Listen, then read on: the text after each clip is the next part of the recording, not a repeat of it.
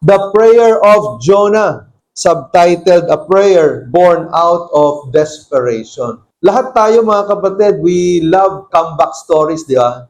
Yung bang talo na, nanalo pa, yung bang parang give up na, parang wala nang mangyayari, pero umayos pa. Alam niyo, two of the most famous personalities in the world, have their own comeback stories.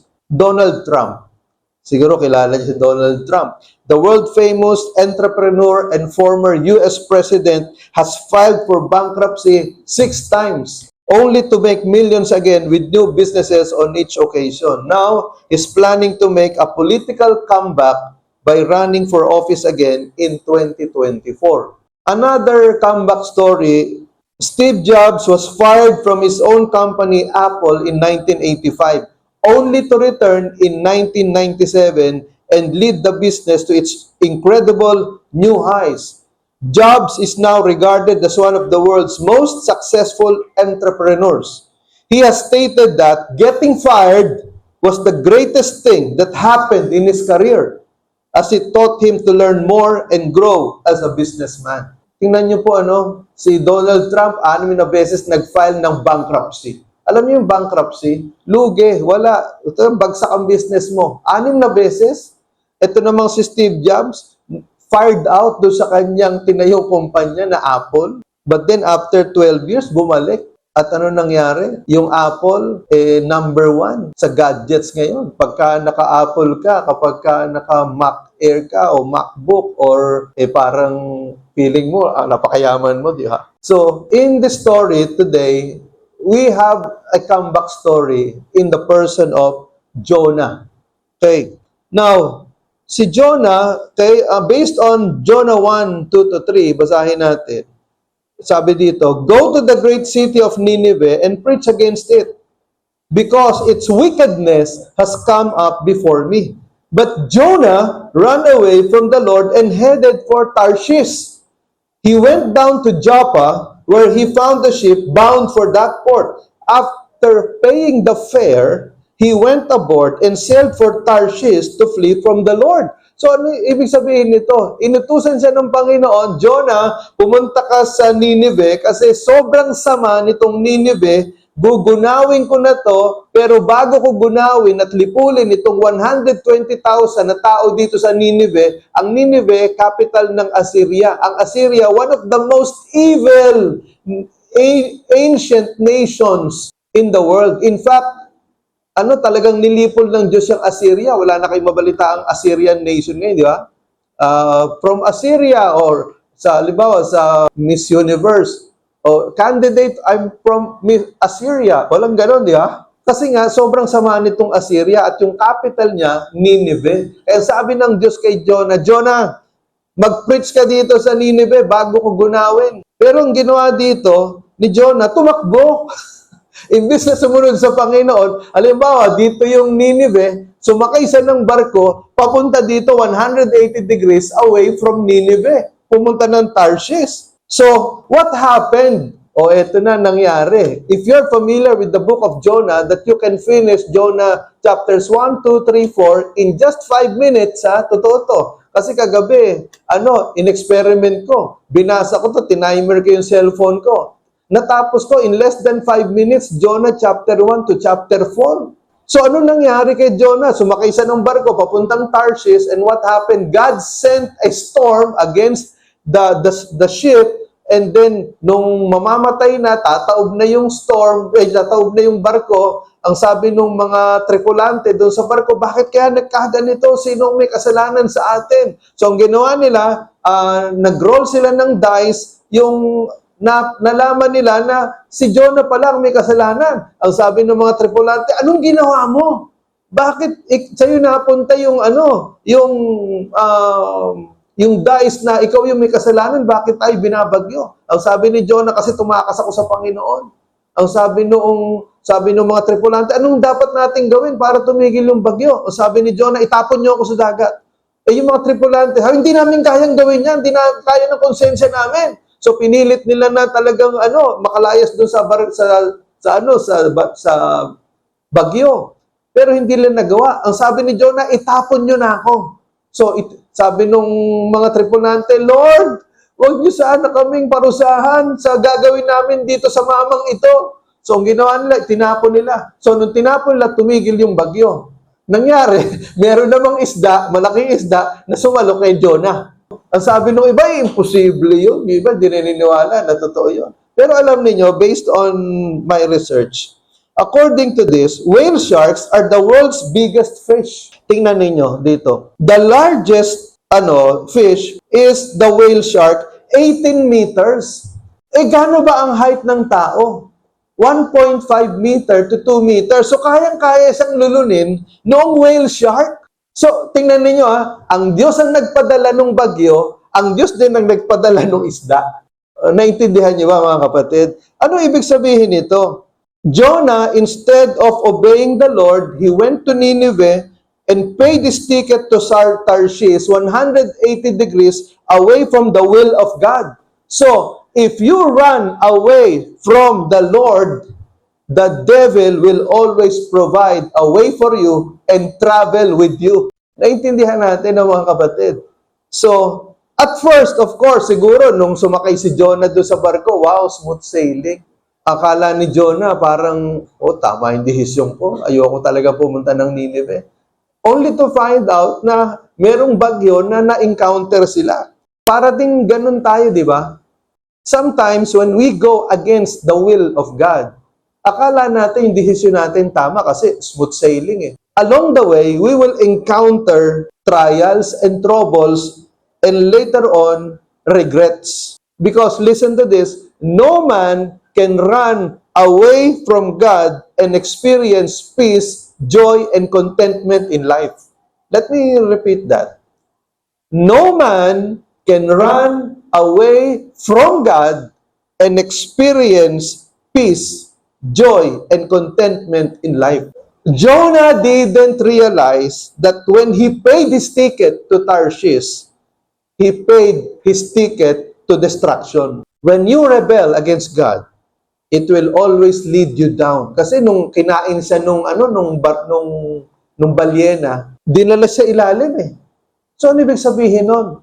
When you rebel against God, when you go against God, you are traveling on your way down. Kaya lang, akala siguro ni Jonah, katapusan na niya. Hindi niya alam, God still gave him 3 more days to repent, to change his mind, and to obey the will of God. Marami sa atin, nakala natin parang end of the road, parang wala na. Pero hindi natin alam, God is still giving us last chance. Last chance to repent and obey the will of God.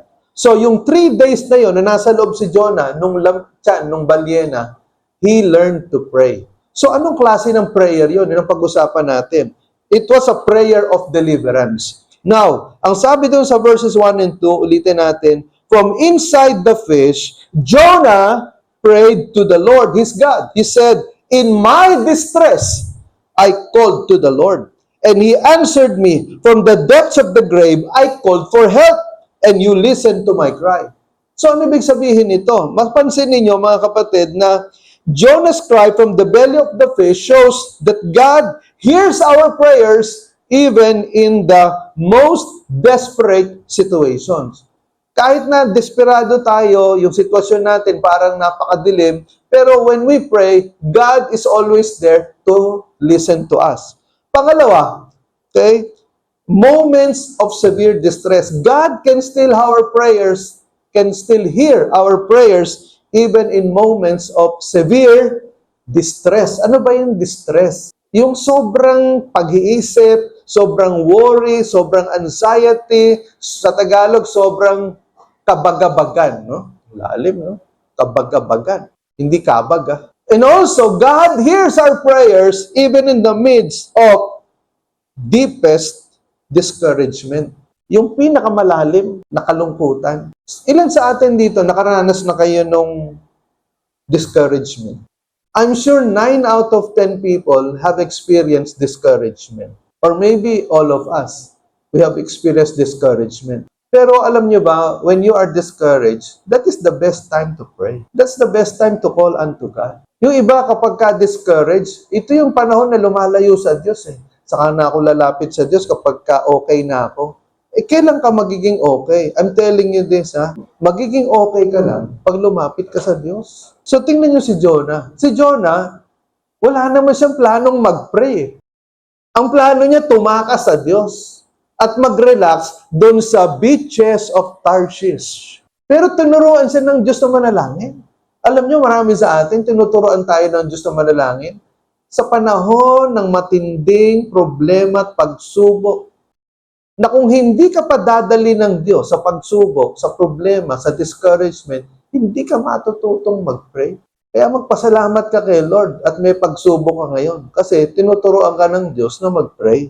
God is a God of deliverance. Naniniwala kayo doon? Israel was delivered out of Egypt. David was delivered out of Goliath. Daniel was delivered out of the lion's den.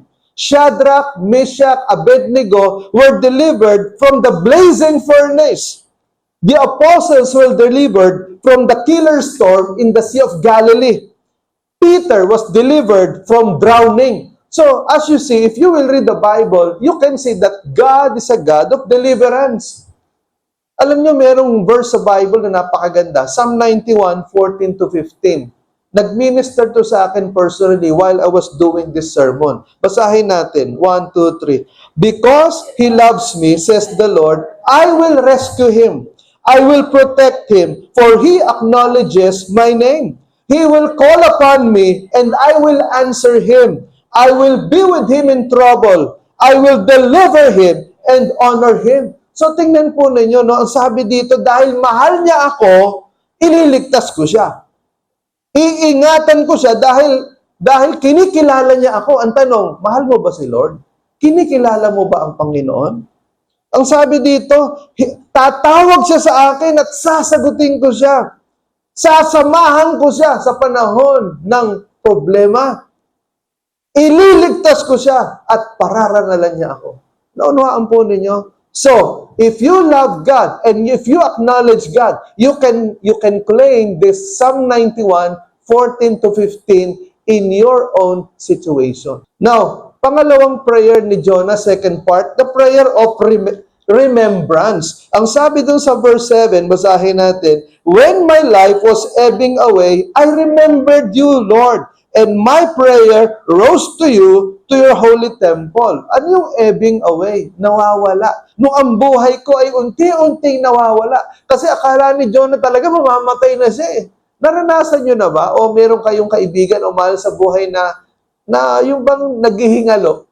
Nabingit sa kamatayan. Etong si Jonah, akala niya talaga katapusan na niya. Sabi niya, when my life was ebbing away, nung ang buhay ko ay unti-unting nawawala, inalala kita, Panginoon. At ang aking panalangin ay umangat sa iyo, sa iyong templo. So what did Jonah do? He recalled. Jonah recalled. In times of life's darkness and trouble, recalling God's past deeds build our faith. So ibig sabihin kapag tayo nasa mabigat na mga problema at mga pagsubok, alalahanin natin yung kabutihan ng Diyos. Naunawaan po ninyo. Remember the goodness of God. Remember God's past deeds in your life. Paano ka bang ililigtas ng Diyos noong nakalipas na panahon, nakalipas na mga taon? Kung paano sinagot ng Diyos yung mga panalangin mo noong mga nakalipas na panahon, alalahanin mo lahat yon so that your faith will rise up again. Jonah reflected. So, even when overwhelmed, taking time to reflect God's goodness gives us strength. So kapag ka, halimbawa, nasa mabigat ka na pagsubok o problema, kapag ka inaalala mo kung paano yung kabutihan ng Diyos, yung mga patotoo na ginawa sa iyo ng Diyos, yung tulong na binigay sa iyo ng Diyos, okay? Alalahanin mo so that your strength will come back. Naunawaan natin mga kapatid, mahalaga yan eh. Ang tanong, kayo ba'y nagbabasa ng Bible? Sino nagbabasa ng Bible dito? Mali yung tanong ko. Sino yung mga hindi nagbabasa ng Bible? Dapat ganun ang tanong, puro negative, ano? So mga kapatid, when you read the Bible, alam mo di ba, one chapter in the Bible is just 5 minutes. Ito nga buong Jonah, 5 minutes, tapos. So don't tell me, you don't have 5 minutes every day to read the Bible. Hindi ba nakakahiya? May time ka na manood ng TV, may time ka na maglaba, mamalantya, mamalengke, may time ka na mag-Netflix, may time ka na makipagchismisan. No? Pero wala kang time magbasa ng Bible? Hindi ba nakakahiya? Pangatlo, prayer of repentance. Ito, mabigat to. Ang sabi doon sa verse 4, basahin natin, I said, I have been banished from your sight, yet I will look again toward your holy temple. So, ang sabi ni Jonah, titingin uli ako kung saan naroon yung templo mo. Alam nyo ba, repentance, no? Jonah's prayer of repentance led to a change in his heart, ending in his restoration. So, alam niyo ba yung repentance? Repentance, the Greek word is metanoia. Meta, change, noia is mind. So, when you say repentance, it is a change of mind, change of perspectives, change of lifestyle. Kaya pag sinabi mo na, ako, nagsisisi na ako, ibig sabihin, pinapalitan mo yung maling pag-iisip mo dahil na-realize mo mali. Mali pala yung makipag-sex sa girlfriend mo, sa boyfriend mo, mali pala yun. So, edi mag-repent ka, wag mo nang gawin ulit. Mali pala yung maglasing, mali pala yung magdroga, mali pala yung pornography, mali pala yung magmura, mali pala yung mangopya during exam. Assignment, okay lang mangopya. Kasi ako, nagpapakopya ako ng assignment. And also, when I was in MCU and in WCC, I tell my students, you can copy the assignment of your classmates as long as you copy with understanding. Huwag kayong kopya lang ng kopya na hindi mo iniintindi kung ano yung kinokopya mong assignment. Pero during exam, bawal mangopya. Now, yung repentance, kung alam mo yung mali okay? Halimbawa, naalala ko when I was in MCU, no? Mga nursing students ito. During our first exam, merong isang estudyante doon sa likod talaga nakaupo Chubby pa During exam in algebra, grabe, talagang kapal ng mukha mangopya, likod. Tingin sa kaliwa, tingin sa kanan, tapos tingin sa akin. Nagkakatitigan na kami. Tapos yuyuko. Maya-maya, tingin sa kaliwa, tingin sa kanan, tingin sa akin. Talagang gusto ko na magkulay green. Gusto kong palayasin talaga. Gusto kong punitin yung papel. Kasi yan ang ayoko talaga Kasi open notes na nga, nangungopya pa. Yun talaga, parang mortalisin sa akin yan. Sa open notes na, open book, sabi ko, wag lang kayong mangungopya. You can open your notes, you can open your book, just don't cheat. Ang kapal ng mukha talaga, nangungopya talaga. Ilang beses kami nagkatitigan. And then after the class, sabi ko, sige, if I am inviting you to attend our church this Sunday, magpaalam kayo sa magulang ninyo. Pag hindi kayo pinayagan, huwag kayong magpumilit. Di umaten, dami, kalahati ng klase umaten. Pati yung nangungopya. Ang topic ko, repentance. So at the end of my sermon, I asked those who would like to repent, nakita ko tumayo, umiiyak. And then the following week, sige, exam na naman. Aba, hindi ko na nakitang nangopya. And then, at the end of the semester, sinama yung boyfriend. Sabi niya, sir, boyfriend ko po. Gusto ko po, pag nagpakasal po kami, kayo po magkasal sa amin. So sabi ko, walang problema. Kaya lang, hindi nakatagal sa MCU, na-kick out. Metanoia is change of mind. No? Repentance is one of the most powerful words in the Christian life. Naintindihan niyo ba yon? So what are the 3 important benefits of repentance? Una, restoration of relationship with God.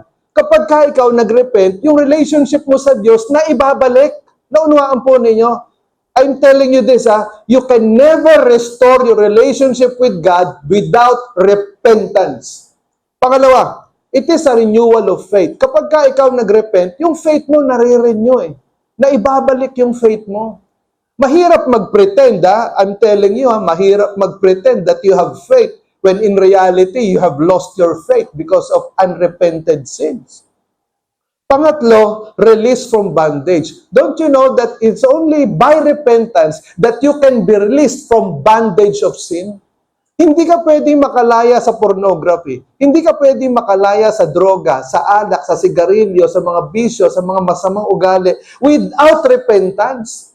Naunawaan natin, hindi ka pwedeng makalaya sa pagsusugal. Hindi ka pwedeng makalaya sa sa masamang ugali mo without repentance. repentance because repentance releases you from bondages of sin. Amen? Now, in Psalm 51 verse 12, basahin natin. Ang sabi ni Haring David nung siya'y nagkasalak sa Diyos dahil, ginalaw niya si Bathsheba may asawa si Bathsheba Ang ginawa niya, pinapatay pa niya asawa ni Bathsheba, si Uriah, na one of his best men, one of his mighty men. Ang ginawa ni David, trinaydor niya si Uriah, one of his most loyal men. Yung asawa ni Uriah, si Bathsheba, ginalaw niya hanggang sa pinarusahan siya ng Diyos. Ang sabi ni David sa Psalm 51 verse 12, "Restore to me the joy of your salvation and make me willing to obey you." Ang sabi ni David nung siya'y pinarusahan na ng Diyos, ang sabi ni David, "Lord, ibalik niyo po sa akin yung kagalakan ng aking kaligtasan." You can see, as you can see, when you are sinning and you have not repented of your sins, the joy of your salvation will be lost. Kaya maraming Christians walang joy. Nakita mo ang haba ng mga mukha. Pag nakita mo sa church, parang galing sa funeral service. Because the worship service, worship ito hindi ito funeral service. Pero bakit? Yung iba ang saya. Bakit ikaw, pag alas mo ng church, ang bagsak yung mukha mo. Para kang na-stroke, yung kaliwa ng mukha mo nakabagsak. Kasi nga, you have lost the joy of your salvation. Kaya sabi ni David, "Lord, restore to me the joy of your salvation and make me willing to obey." And then Psalm 66 verse 18, sabi dito, "If I had not confessed the sin in my heart, the Lord would not have listened." Anong sabi ni David? Kung hindi ako humingi ng tawad sa iyo, hindi mo pakikinggan yung aking mga panalangin. So, this is the reason why many of your prayers are not answered by God. Meron kayong mga unrepented sins. Naintindihan natin? You repent first before you ask for things. Naintindihan natin? Kaya nga yung ating acronym, CAST, C-A-S-T, Confession, Adoration, and then Supplication or Special Prayers, and then letter T, Thanksgiving.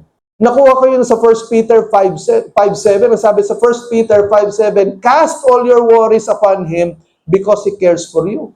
So that's why ang prayer natin na tinuturo ko sa inyo is cast. Confession, start with confession, and then adoration, and then letter S, saka lang yung mga special prayer requests. Saka lang hihingi sa Diyos after confession and adoration. And then sa letter T, thanksgiving. End your prayer with thanksgiving. Para pag natapos kang mag-pray, hindi bagsak yung balikat mo. Kasi nakapagpasalamat ka na Because you see, praise is advanced thanksgiving to God. Or thanksgiving is an advanced praise to God.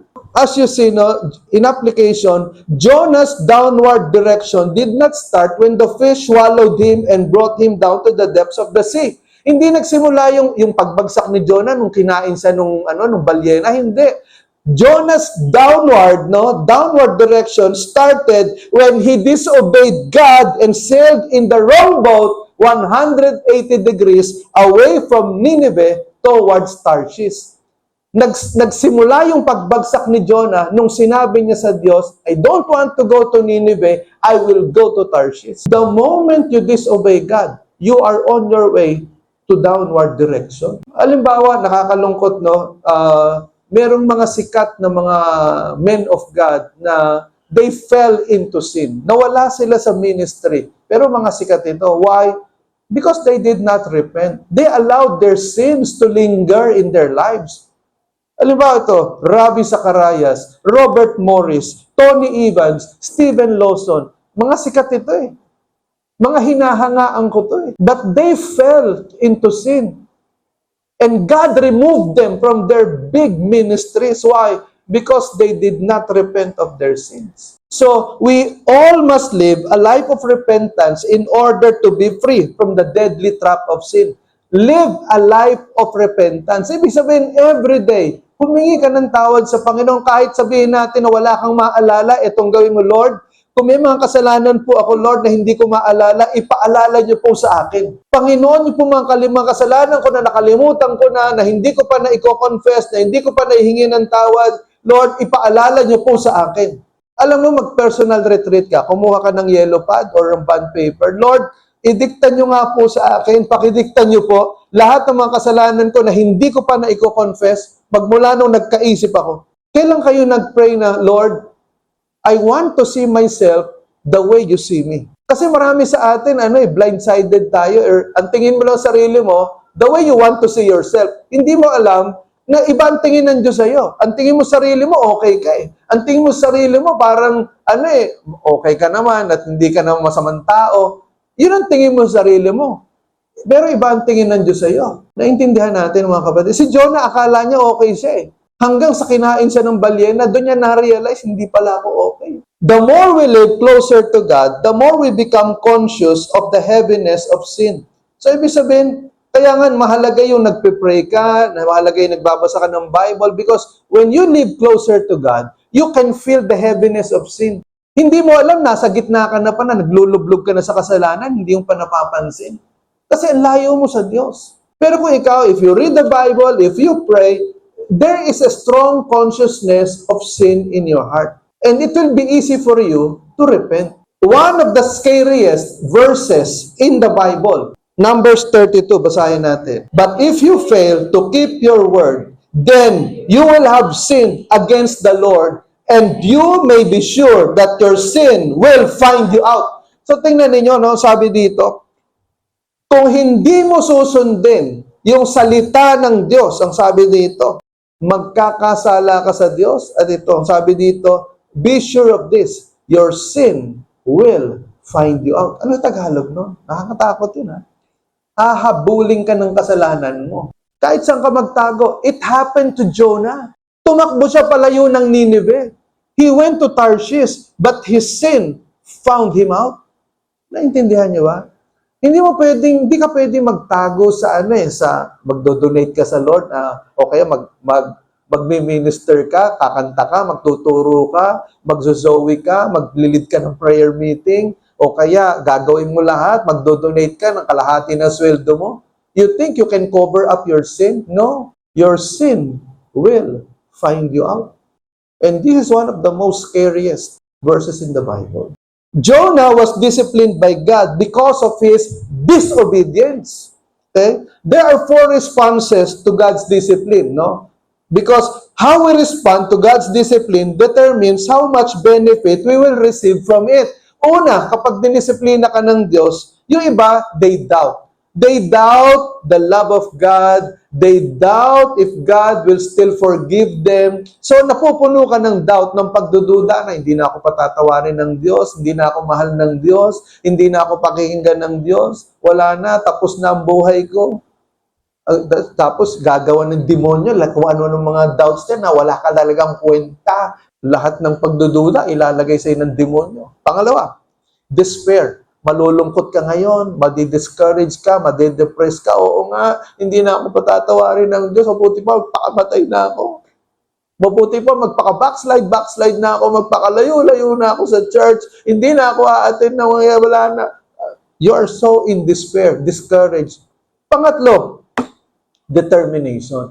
So, ito na yung positive side. If you are disciplined by God, you must repent and then be determined to change your ways. Listen to this, God's discipline, God's discipline is not meant to destroy you.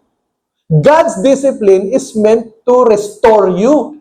Kapag ka dinisiplina ka ng Diyos dahil sa kasalanan mo, hindi para wasakin ka.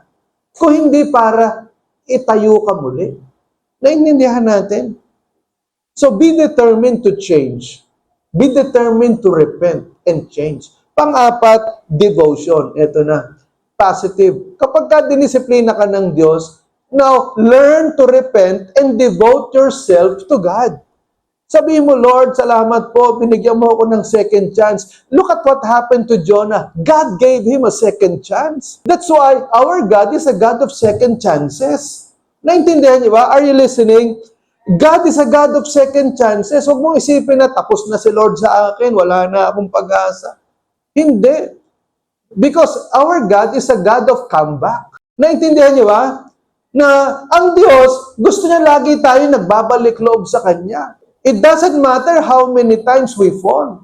What matters is, every time we fall, we rise up. There are four characteristics of God's justice, no? God's that are evident, characteristics of God that are evident in the story of Jonah that can empower our prayers. Ano ba yung mga characteristics ng Diyos na makikita natin dito? Una, God's justice. Ibig sabihin, sobrang sama nung Ninive. Gustong parusahan ng Diyos yung Ninive, pero bago niya parusahan, gusto niya ipadala si Jonah. Why? Because God wanted to give Nineveh their last chance to repent and experience God's mercy and forgiveness. Kagaya din naman sa atin dito, mga kapatid, maaaring sabihin ng Diyos, napakasama nitong anak ko na to, napakasama nitong taong ito. Pero bago ko lipulin, bago ko patayin ito, bago ko papuntahin sa impyerno to, bibigyan ko muna ng huling pagkakataon para makapagsisi. Alam nyo, lahat tayo binibigyan ng Diyos ng last chance. Last chance to repent. Kaya lang, hindi mo alam, baka yung last chance na yun, talagang last na yun. Pangalawa, God's mercy. You see, God was so merciful to Nineveh and He was also merciful to Jonah. Si Jonah na lumayo sa Diyos, he went 180 degrees away from Nineveh, going to Tarshish, and still God had mercy on him. Ano ba yung mercy? Mercy is not receiving what you deserve. Ibig sabihin, mercy is not receiving the punishment that you deserve from God. Kung dapat patayin ka na, diba? Yung mga estudyante, dapat 5 ka na eh. Pero binigyan ka pa rin ng professor mo ng pag-asa para makapasa. Mercy yun. Or sabihin natin, talagang 5 ka eh. Yung binigay sa'yo na remedial exam, 3 beses ka pinag-remedial exam, bagsak ka pa rin eh. Pero ipinasa ka pa rin. Anong tawag doon? Mercy. Hindi swerte. Mercy yun. Ilang beses mo nang kinaliwa yung asawa mo eh. Pero hindi ka pa rin itinakwil ng asawa mo eh. Pinatawad ka pa rin. Ang tawag doon, mercy. And then God's patience. God was so patient with Nineveh and God was so patient with Jonah. Sobra yung pasensya na binigay ng Diyos kay Jonah. Okay? And lastly, my favorite, God's sovereignty. Tingnan ninyo. Sino sa palagi nyo nagpadala ng bagyo? Si Lord. Sino ang nag-uutos doon sa balyena na iluwa si Jonah after 3 days? Si Lord pa din. Si Jonah papuntang Tarshish. Nung papunta siya ng Tarshish, itinapon siya doon, nilamon siya ng balyena. Nung nag-pray siya, 3 days, 3 nights, sa loob ng balyena, iniluwasan ng balyena. Saan siya iniluwa? Sa Nineveh. So, that's the sovereignty of God. Pag sinabing sovereignty of God, yung nakapangyayaring kapangyarihan ng Diyos na hindi mo kayang pigilan. When you say God's sovereignty, God is so powerful that He can do anything He wants. And no one can stop Him from doing what He wants. That is the sovereignty of God. So how to pray like Jonah? Okay, number 1, journey into prayer during trials. Kapag you are under severe trial, mag-pray ka. Okay, manalangin ka. Okay, pangalawa, open your heart to God. Kapag ikaw, nasa mabigat kang pagsubok, nasa mabigat kang problema, buksan mo yung puso mo sa Diyos. Buksan mo yung puso mo sa Panginoon. Pangatlo, never stop seeking God.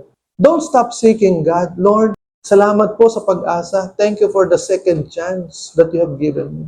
Pang-apat, acknowledge God's sovereignty. Listen to this, regardless of how deep and dark your situation is, the sovereignty of God can change your circumstances.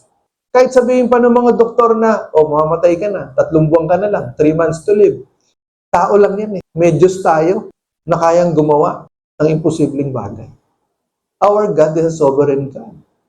Tingnan ninyo, dapat yung balyena nung kinain si Jonah, dapat, na yun? Lasog-lasog na yung katawan ni Jonah doon. Dapat yon, digested na si Jonah. Pero ang ginawa ng Diyos, pinigil niya yung digestive system ng balyena. Naintindihan niyo ba? That is how sovereign our God. Inutusan yung balyena, sige, mag-travel ka papuntang Nineveh, iluwa si Jonah. Ganun nga nangyari, di ba? That's the sovereignty of God. He can turn things around. Okay? And pang-5, humble yourself under God's mighty hand. Magpakababa ka, huwag kang magmayabang. Marami sa atin, listen to this, marami sa atin, matitigas sa mga ulo, hindi ka makalaya sa bisyo, hindi ka makalaya sa problema. Magulo buhay mo di ba? Kasi matigas sa ulo mo. Pero kung ikaw, magpapasakop ka sa Diyos, magpapakababa ka sa Diyos, God will have mercy on you. At ang sabi doon sa 1 Peter 5, 6, and 7, humble yourselves under God's mighty hand so that He may lift you up in due time.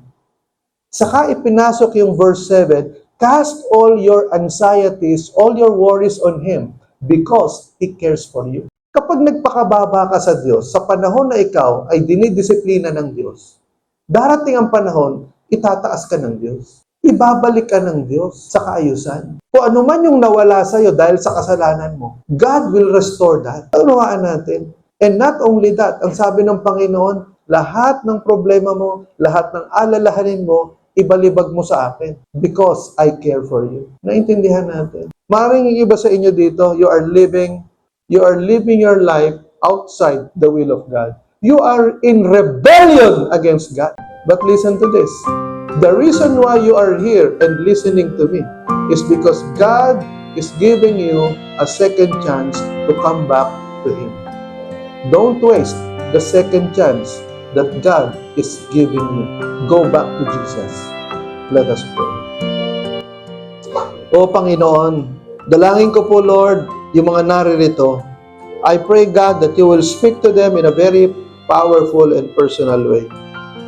O Lord Jesus, I pray, God, Lord, I pray in the name of Jesus that you will speak to us, O God. Mga kapatid, marahil the message spoke to you in a personal way. Marahil iba sa atin dito ang sasabi na, Pastor, itong mensaheng ito para sa akin ito. Mabuti na lang naka-attend ako. I want to go back to God. I want to experience the mercy and forgiveness of God. Dalangin ko, Panginoon, itong mga taong ito. In the name of Jesus, O God. Lord, speak to them, embrace them, Lord. Grant them the joy of forgiveness. Panginoon, I pray, God, that from this time on, Lord, anumang kasalanan nila, the spirit of rebellion, the spirit of disobedience, I pray, God, that you will forgive them. Oh God, you can see their hearts right now. They're asking your forgiveness. They're so humble that they stood up and asking for your forgiveness. Kahabagan po ninyo, iparanas po ninyo, Panginoon, yung kagalakan ng pagpapatawad. Magmula sa oras na ito, sa pangalan ni Kristo, oh God, they will experience this forgiveness. The joy, yung kagalakan, Panginoon. Salamat po, Panginoon. Dalangin ko, Lord, punuin mo sila ng kagalakan, ng pagpapatawad. Yakapin niyo po sila, Panginoon. Bigyan mo sila ng kasiyahan, Panginoon, magmula sa araw na to. And Lord, cover them by your precious blood so that no demonic attack will penetrate their lives. Salamat po. This is our prayer, Lord, in Jesus' name. Amen, amen, amen. Palakpakan natin ang Panginoon.